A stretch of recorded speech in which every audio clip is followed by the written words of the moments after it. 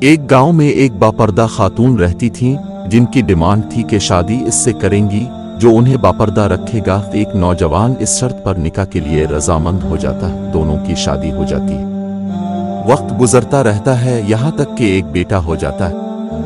ایک دن شوہر کہتا ہے کہ میں سارا دن کھیتوں میں کام کرتا ہوں، کھانے کے لیے مجھے گھر آنا پڑتا ہے جس سے وقت کا ضیاع ہوتا ہے، تم مجھے کھانا کھیتوں میں پہنچا دیا کرو۔ بیوی راضی ہو جاتی ہے۔ وقت گزرتے گزرتے ایک اور بیٹا ہو جاتا ہے جس پر شوہر کہتا ہے کہ اب گزارا مشکل ہے، تمہیں میرے ساتھ کھیتوں میں ہاتھ بٹانا پڑے گا۔ یوں وہ باپردگی سے نیم پردے تک پہنچ جاتی ہے اور تیسرے بیٹے کی پیدائش پر اس کا شوہر مکمل بے پردگی تک لے آتا ہے۔ وقت گزرتا رہتا ہے یہاں تک اولاد جوان ہو جاتی ہے۔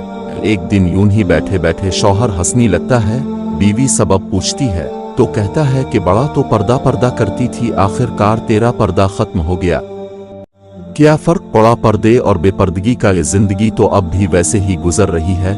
وہ بولتی ہے کہ تم ساتھ والے کمرے میں چھپ جاؤ، میں تمہیں پردے اور بے پردگی کا فرق سمجھاتی ہوں۔ شوہر کمرے میں چھپ جاتا ہے، عورت اپنے بال بکھیرے رونا پیٹنا شروع کر دیتی ہے۔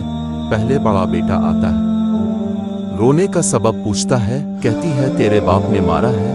بڑا بیٹا ماں کو سمجھاتا ہے کہ اگر مارا ہے تو کوئی بات نہیں، وہ اب سے محبت بھی تو کرتے ہیں، اب کا خیال رکھتے۔ وہ سمجھا بجھا کر چلا جاتا ہے۔ عورت پھر سے رونے کی ایکٹنگ کرتی ہے اور منجھلے بیٹے کو بلا کر بتاتی ہے کہ تیرے باپ نے مجھے مارا۔ منجھلا بیٹا کو غصہ آتا ہے، وہ باپ کو برا بھلا کہتے ہوئے ماں کو سمجھا بجھا کر چپ کروا کر چلا جاتا ہے۔ آخر کار عورت یہی ڈرامہ چھوٹے بیٹے کے سامنے کرتی ہے۔